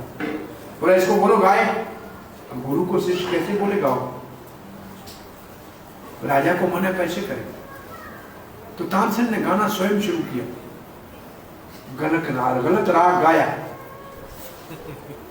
तानसेन को हरिदास ने कहा कि ऐसे नहीं गाते हैं, इसको ऐसे गाना चाहिए। उन्होंने गाना शुरू किया। जमुना ने बहना बंद कर दिया। पक्षियों ने चिल्लाना बंद कर दिया। पेड़ों ने हिलना बंद किया। ऐसा दिव्य वातावरण हुआ कि शहंशाह अकबर आश्चर्यचकित हो गया। बोला ये तो तानसेन तुमसे लाख बार अच्छा गाता है। तानसेन ने कहा महाराज मैं शहंशाह हिंद के लिए गाता हूँ और ये जगन्नाथ के लिए गाता है, कहाँ तुलना होगी? वो भगवान के लिए गाता है और मैं आपके लिए गाता हूँ, इन दोनों की तुलना कौन करे? बोला चलो मिलाओ मुझसे। हरिदास को कहा ये तो भारत का राजा है, महाराजा है। अकबर ने कहा क्या सेवा करूं? हरिदास ने कहा केशी घाट पे पत्थर का टुकड़ा टूट गया है, थोड़ा उसको रिपेयर करा दो। तो मैं शहंशाह, बोले तो मंदिर बना दूं, बोले तो जमीन जायदाद दे दूं, पत्थर का टुकड़ा टूटा है उसको बनाने के लिए मुझे कह रहा है? ये कोई काम है राजा के लिए? तानसेन ने कहा चलो देखते हैं। उधर जाके देखे तो थोड़ी देर के लिए संत की कृपा हुई कि ये जो पत्थर है ये मेरे खजाने में ऐसा एक भी हीरा मोती माणिक नहीं है जिससे इसकी रिपेयर हो सके, ये तो चिंतामणि। अकबर ने कहा ये मेरे से नहीं हो पाएगा, कुछ है ही नहीं मेरे पास, धन इसमें लगाऊंगा। वो तो चिंतामणि पर, वो तो गोलोक धाम है, वो कहीं दिखाई देता है हमको? नहीं दिखाई देता है। नृत्य रोज वृंदावन में कृष्ण कर रहा है, कहां दिखाई दे रहा है? उसके लिए प्रेम चाहिए हृदय में। प्रेमंजन चुरित भक्ति विलोचने संत सदैव हृदयेषु अवलोकयन्ति यम श्याम सुंदरम अचिंतम गुण स्वरूपम गोविंदमादि पुरुषम तमाम भजामि। प्रेम होगा तो भगवान हृदय में दर्शन कराएंगे अपना। उस प्रेम को ही प्रकट करना हमारा, ये चैतन्य महाप्रभु के आने का उद्देश्य ही उस प्रेम को देना है। वो प्रेम कहीं बाहर से लाना नहीं है, वो प्रेम हमारे सबके हृदय में पहले से भगवान ने भर के भेजा है। कृष्ण प्रेम नित्य सिद्ध साध्य कबू नहीं। पहले से हम सबके हृदय में भगवान ने अपना प्रेम भर के भेजा है। कोई दिल प्रेम से खाली नहीं है। हमने क्या किया, उस प्रेम को बिगाड़ दिया और काम में परिवर्तित कर दिया। भगवान ने जो अपना प्रेम हमारे अंदर भर के भेजा था उसको हमने विकृत कर दिया, बिगाड़ दिया, उसको काम में परिवर्तित कर दिया। अब करना क्या है, इसको सुधारना है। प्रेम तो पहले ही है और सिद्ध है। सिद्ध का मतलब क्या है? तैयार पड़ा है। पहले माता जी को एक शब्द आता था, अब तो वो भूल गया। चावल पकाते समय एक चावल निकाल के देखती थी, कहते सिद्ध हो गया। अब कुकर में पकता है, सिद्ध कहां से देखेगी? कितनी सीटी हो गई, अब चावल का पता नहीं है, सीटी का पता है। पहले चावल को ऐसे निकाल के देखते देखते सिद्ध हो गया। सिद्ध का मतलब तैयार। ये भक्त शब्द है जो भक्त, भक्ति और भक्त, भात, ये सब एक जगह से निकले संस्कृत में। भात उसको कहते हैं जिसमें चावल पका हो, भक्त उसको कहते हैं जिसका हृदय बिल्कुल पिघल गया हो। जैसे चावल की अणी ना, चावल की कणी, अगर चावल पूरा नहीं पका और उसकी कणी बच गई तो चावल की कणी और भाले की अणी, वो भाले का आगे है वो पेट फाड़ देगी। तो ऐसे कच्चा चावल नहीं चलेगा, कच्चा भक्त भी नहीं चलेगा। पक्का भक्त है वो जिसका प्रेम प्रकट हुआ है, वो पक्का भक्त, बाकी तो कच्चा भक्त है। तो प्रेम तो हमारे अंदर पड़ा है, उसको जागृत कैसे किया जाए। ये श्लोक पूरा होता है, कृष्ण प्रेम नित्य सिद्ध साधे कबू नाई, श्रवणादि शुद्ध चित्ते करे उदय। उदय कहते हैं सूर्य का उगना। कोई सुबह सूर्य को उगाने जाता है क्या? अपने आप उगता है ना, समय होता है तब उगता है। तो ये प्रेम जागृत होगा। बोला कैसे? बोला श्रवण आदि शुद्ध चित्ते, अपने चित्त को भगवत कथा कीर्तन के श्रवण से जब शुद्ध करोगे तो ये प्रेम जागृत हो जाएगा। एक उदाहरण इसके लिए प्राय हमेशा देते थे, वाल्मीकि दिया करते थे। पहले जमाने में पानी के नलकूप हुआ करते थे, हैंडपंप देखे थे ना। अभी भी घर में पंप तो सबके है। मई जून आता है, बहुत गर्मी बढ़ जाती है तो पानी ऊपर नहीं आता, चलाते हवा आती है ना। तो क्यों आती है हवा? बीच में पानी में और पंप के बीच में हवा इकट्ठी हो जाती है, तो हवा आती है, पानी नहीं आता है। तो बुद्धिमान व्यक्ति क्या करते हैं? ऊपर से पानी एक दो जग भर के ऊपर से डालते हैं तो फिर पानी आ जाता है ना। ऐसे कृष्ण प्रेम यहाँ पड़ा है, बीच में इधर हवा आ गई है, बाहर निकलता नहीं है। कान के द्वारा कथा की 4-5 बाल्टियां डाल दो, कीर्तन डाल दो, ये निकल आएगा। जैसे पानी डालने से वो निकल आता है, ऐसी कथा और कीर्तन से वो कृष्ण प्रेम प्रकट हो जाएगा। और इसीलिए भगवान का ये हर वर्ष गौर पूर्णिमा मनाते हैं, फिर नरसिंह चतुर्दशी, फिर रामनवमी आएगी, फिर नरसिंह चतुर्दशी आएगी, फिर जन्माष्टमी आएगी। ये तो हर साल हमारे को हर दिन उत्सव है। भारतीय संस्कृति में हर दिन उत्सव है, कभी भी किसी को दुखी होना नहीं है। लोग आते नहीं है, लाभ लेते नहीं है, नहीं तो सबकी गठड़ी लाल, खोजत जानत नहीं ताते भया कंगाल। सबके हृदय में लाल पड़ा है, प्रेम भरा पड़ा है, लेकिन उसको खोल नहीं सकता है, इसलिए बेचारा भिखारी की तरह घूम रहा है। एक व्यक्ति था, एक पुरानी पेटी के ऊपर बैठ के रोज लोगों से भिक्षा मांगता था, रुपया दे दो, 2 रुपया। तो एक दिन एक महात्मा ने देखा कि ये पेटी भी 5 लाख रुपए की है, इतनी पुरानी है, शीशम की पुरानी पेटी, ऊपर जड़ कार्विंग की हुई, इसके ऊपर बैठ के रुपया क्यों मांग रहा है? बोला बाबा क्यों मांग रहा है? तो बोला तो हमारे बाबा भी मांगता था इस पेटी। बोला पेटी को कभी खोला है? बोला नहीं, इसके ऊपर बैठते हैं और मांगते हैं। बोला आओ इसको खोल के देखते। खोलो क्या, ये पेटी 5 लाख की है? बोला हमें कुछ पता नहीं, रुपया लेते हैं। बोला खोल के देखे, अंदर हीरा मोती भरा पड़ा। तो हमारे हृदय में भगवान का प्रेम भरा पड़ा है और हम बाहर इधर उधर भटक रहे हैं कि पिज्जा खाने से प्रेम जाग जाएगा, कि पास्ता खाने से जाग जाएगा, कि पता नहीं ये फिल्म देखने से जाग जाएगा, कि वो माल में जाने से जाग जाएगा। कुछ नहीं होने का, केवल भगवान के मंदिर में आके कथा सुनने से जागेगा, और कोई रास्ता नहीं।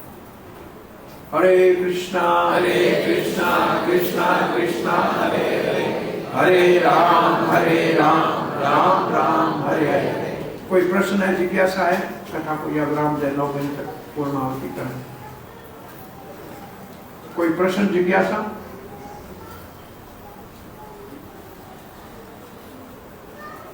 हरे कृष्ण प्रभु जी। बोलिए प्रभु। थैंक यू, इतना सुंदर कथा। हाँ नर्मदा जी बोलिए। नर्मदा, एक प्रश्न था, आपने बोला कि अकबर को दर्शन वहाँ पे चिंतामणि के भगवान के धाम के हुए संत श्री श्रीपाद हरदास जी की कृपा से। तो कभी कभी डाउट इसमें ये हो जाता है कि अकबर, तो क्या उसके ऊपर फिर संतों की भगवान की कृपा हो गई अगर वो, क्योंकि ऐसे मैंने पढ़ा था कि अकबर कुरुक्षेत्र में उसका किसान था कोई, लेकिन कुरुक्षेत्र में किसी कारण से उसका वहां शरीर छूटा, इसलिए राजा बन के यहाँ वापस आया। एक उनका पूर्व जन्म की कथा कहीं से उसने पूछवाई थी। तो सामान्य व्यक्ति नहीं था, इतने बड़े महात्माओं का दर्शन करने का सौभाग्य प्राप्त होगा, उसका कोई पुण्य होंगे तब इतना बड़ा राजा बना था, निश्चित रूप से।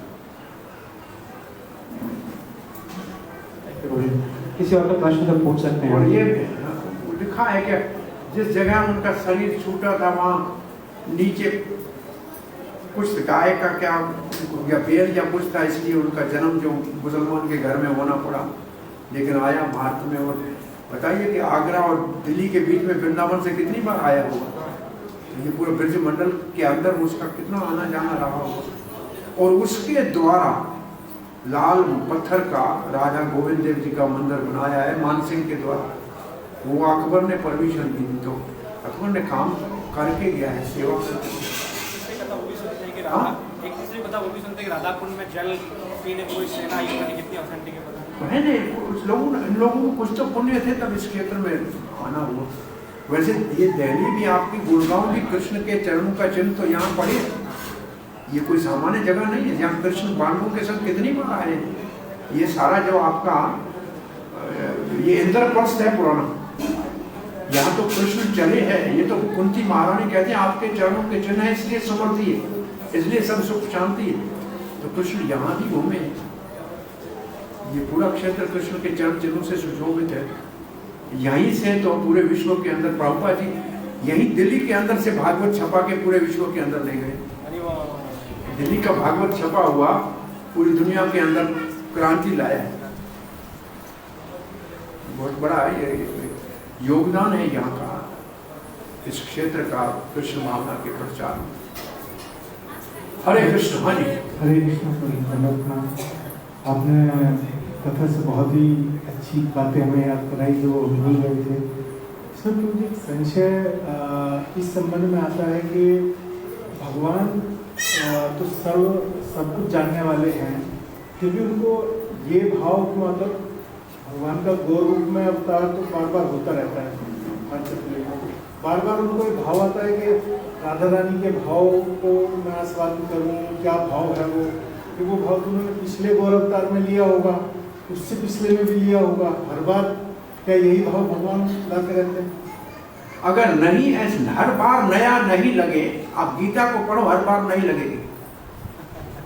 40 साल से हम पढ़ रहे हैं, दोबारा पढ़ते हैं तो बिल्कुल उसका अंदर रस ही दूसरा होता है। ये ऐसा है कि उस बात को बार बार करने से वो नया बनता जाता है। ये नवीनता उसमें ऐसी है आध्यात्मिकता में कि वो पुराना होता ही नहीं, ये हर बार नया भाव उत्पन्न होता है। वो ये राधा रानी ये इसमें लिखा है, हमने पढ़ा नहीं, कि प्रतिदिन नया रूप, नया रंग, नया भाव, प्रतिदिन प्रति क्षण। तो ये इसकी अनुभूति अब जैसे हरे कृष्ण हम जप रहे हैं आज 40-40, 50-50 साल हो गए हैं, तो उसमें कहीं ऐसा नहीं कि हम उगता गए, थक गए, उसमें अब और रस आने लगा। तो ये क्या है रस के, ये भगवान कहता है मैं अवधि हूं, मुझसे ऊपर कोई है नहीं, फिर भी इसमें बाढ़ क्यों आती है? इसका अर्थ है कि इसमें कोई ऐसी अलौकिक चीज है। जैसे कि ब्रज जो है ना, उस ब्रज शब्द का तुलना देते हैं कमल से। कमल क्या है? रात को सुबह जाता है और दिन को सूरज निकलता है तब खुल जाता है, ऐसे ही करता है ना। अब क्या है कि दिन में ब्रज ऐसे कमल की तरह खुल जाता है। कोई असुर अगर आता है तो भगवान के पीछे भागते भागते थक जाता है, और जब थक जाता है भगवान उसको मार लेते हैं। रात को यही ब्रज कमल की तरह इकट्ठा हो जाता है। बरसाना कितना दूर है और वृंदावन कितना दूर है, वो लगता है कि 2 कदम है यहाँ से वो नहीं पहुंच गए। तो ये सारा दिव्य चिन्मय है, कभी भी कोई रूप रंग रस कुछ भी प्रकट हो सकता है। तो इसकी अनुभूति होने के लिए हमारा हृदय शुद्ध हो तभी हो सकता है, और ये भाव निरंतर बढ़ता रहता है। इसमें तो बाढ़ आती रहती है, कहते इसमें कमी कभी नहीं आती है। आनंदम बुद्धिवर्धनम प्रतिपदम पूर्णामृत स्वादनम। आत्मा हमारी छोटी है लेकिन उसका प्रेम है वो असीम है। उसके अंदर ये भाव जो है ये रोज नए, रोज क्या ये क्षण क्षण में नए होते हैं। आप छोटे बच्चे से प्रेम करते हैं, वही बच्चा रोज वैसे ही रोता है, लेकिन रोज आपको रोज उसमें उसके अंदर और ज्यादा सुख मिलता है। अपने छोटे बच्चों को आप देख लो, घर में वही काम रोज करता है लेकिन रोज नया उसमें नयापन दिखता है, क्योंकि प्रेम में नयापन है। ये प्रेम है उसके अंदर नयापन है, वो आंख ही दूसरी हो जाती है। तो ये भगवान का प्रेम तो आदि प्रेम है, हमारे अंदर तो उसका थोड़ी सी झलक भी आ जाती है तो इतना सारा प्रभाव पड़ता है, तो असली प्रेम कैसा हो। तो इसलिए भगवान के लिए तो कहते हैं नव यौवनम च, वो नित्य नए है, नित्य नूतन है। उनका भाव, उनका रूप एक, वो तो क्षण क्षण में प्रकट होते हैं भक्तों के लिए।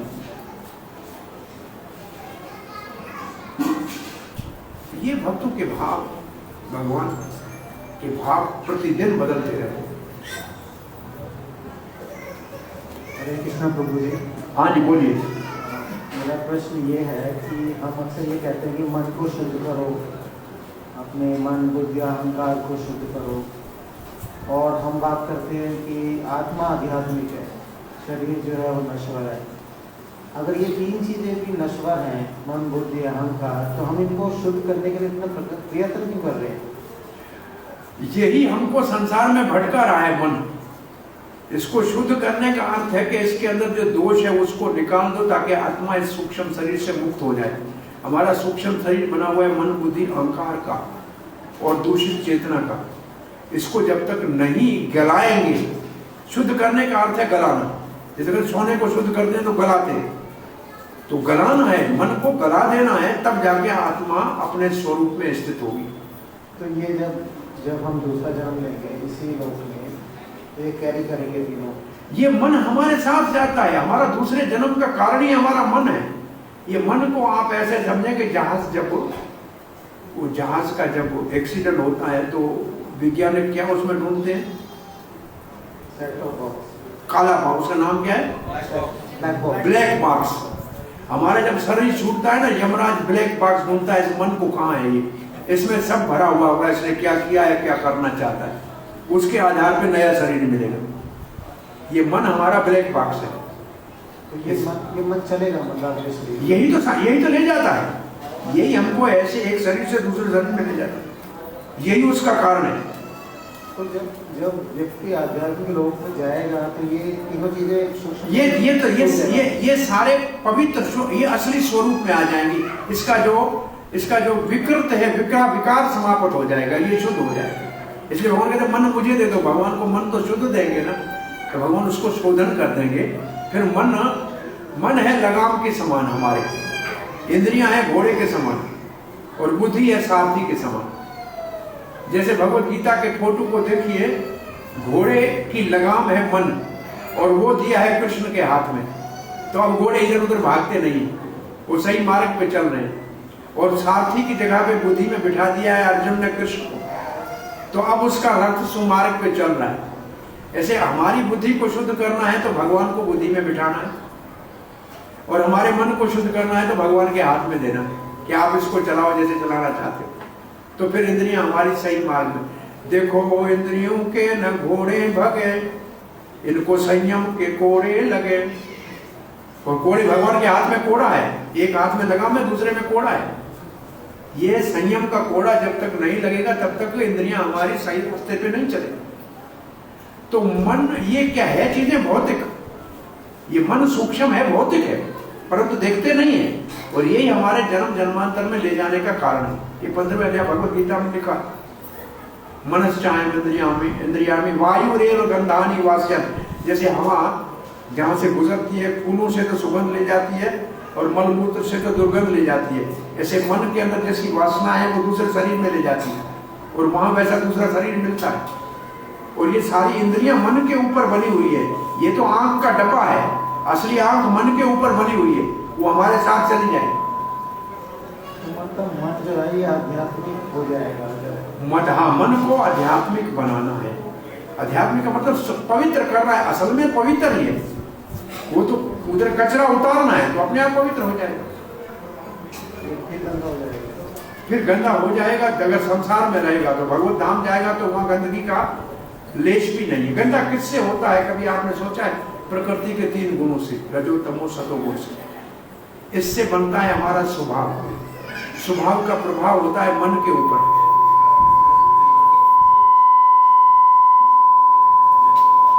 हमारा स्वभाव जो है ये इसका प्रभाव है हमारे सूक्ष्म शरीर के ऊपर, और ये स्वभाव बनता है प्रकृति के 3 गुणों से। इस स्वभाव को बदलना बहुत मुश्किल है। जैसे आदतों को बदलना मुश्किल है ना, हैबिट जो अंग्रेजी में शब्द है उसमें से एच निकाल तो बाकी क्या बचेगा? हाँ, ए बिट, और ए निकाल दो क्या बचेगा? बिट बचेगा ना। अब आई निकाल दो क्या बचेगा? इट बचेगा तो बची है, और आई निकाल दो फिर क्या बचेगा? फिर भी चाय बच जाएगी, टी है ना, बचेगी ना। ये हैबिट ऐसी है पछाए आखिर में चाय नहीं जाती। तो ये बदलना बहुत मुश्किल है। स्वभाव बदलने के लिए अच्छा संग चाहिए और दृढ़ संकल्प चाहिए और भगवत कृपा चाहिए। 3 चीजें कम से कम, दृढ़ संकल्प, अच्छा भक्तों का संग और भगवान की कृपा, तब हमारे स्वभाव में परिवर्तन आ सकता है। और ये सारा सत्संग, ये मंदिर बनाने का एक ही उद्देश्य है कि हमारा स्वभाव भौतिकता से आध्यात्मिकता की तरफ मोड़ा जाए। एक ही इसका उद्देश्य, और कोई उद्देश्य नहीं। हमारा स्वभाव बदलना यही उद्देश्य है। संग यहाँ मिलता है, भगवान की कृपा मिलती है, आपका केवल संकल्प चाहिए आने का, तो बाकी काम अपने आप होने लग जाएंगे। शेष काम अपने आप होने लग जाएंगे। ये बहुत बड़ा प्रयास है। कई जन्म से हम ये प्रयास कर रहे हैं, एक जन्म की बात नहीं, कई जन्मों से हम भटक रहे हैं। तब निर्णय करना चाहिए कि ये जन्म भगवान के, बहुत जन्म बिछड़े थे माधव, ये जन्म तुम्हारे लेके। बहुत जन्मों से भटक चुके हैं, एक जन्म भगवान को देके देखो, देखो क्या चमत्कार भगवान आपसे कराता है। हरे कृष्ण। वो एक छोटी सी बात हो रहा है। हाँ जी, ये जब शरीर छूटता है तो ये जब तक हम आध्यात्मिक जगत में नहीं जाते हैं, क्या जीव क्रॉस यूनिवर्स भी ट्रैवल करता है या एक ही यूनिवर्स में रहता है? अनंत कोटि ब्रह्मांड है, जीव कई ब्रह्मांडों में भ्रमण कर चुका है। कई, अब आप देखें कभी स्वप्न में कभी देखते हैं सोने का पर्वत, सोने का पर्वत तो होता नहीं है लेकिन कहीं देखा होगा ना, तो कई ऐसी चीजें हैं जो हमको कई जन्मों की कई जगहों का अनुभव है, परंतु इसकी कभी कभी कोई झलक ऐसे मन के अंदर आ जाती है, क्योंकि मन वही है। हमने शरीर करोड़ों बदले हैं, अरबों बदले, लेकिन मन वही हमारे साथ है, वही मन हमारे साथ है। इसको हम तो ऐसे उदाहरण सामान्य देते हैं। आप अभी तक जो उम्र आज आपकी है, आपने कितने कपड़े बदले हैं कोई गिन के बता नहीं सकता। आप वही हो, कपड़े कितने बदले कोई गिनती करके बता सकता है? नहीं। तो ऐसे हमने कई जन्म बदला है, हम तो वही हैं। इसलिए कपड़ों से तुलना दी गई है भगवद गीता में। वासांसि जीर्णानि यथा विहाय नवानि गृणानि नरोपराणि तथा शरीराणि विहाय जीर्णानि संयात् अन्यानि देहि। माता जी को लोगों को देखता हूं मैं, तब पूछता हूं कितनी साड़ियां और कितने जोड़े घर में हैं। अलमारी भरी पड़ी है, इतने जन्म लेने पड़ेंगे। एक दो रखो, थोड़े में काम चलाओ तो काम चलेगा। ज्यादा रखा, जितने कपड़े ज्यादा उतने जन्म ज्यादा, ये समझ लो। ये सिद्धांत हमारा इसका ये है। प्रभुपाद जी यहाँ से अमेरिका गए, रात को वही धोती धो के सुखाते थे, सुबह पहनते थे और गमछा पहनते थे। तो जो ऐसे सादा जीवन बिताते हैं वो भगवान के पास जाने के अधिकारी बनते हैं। और ज्यादा परेशान मत होइए, थोड़ा सा सादा जीवन बिताइए तो माया से बचना संभव है। अभी तो मास्क लगाया है कोरोना ने, पता नहीं आगे आंखों पे पट्टी बन जाए, उससे पहले देख लो भगवान। हरे कृष्णा। किसी और का कोई प्रश्न है तो प्लीज आप पूछ सकते हैं। किसी और का प्रश्न है? श्रील प्रभुपाद की जय।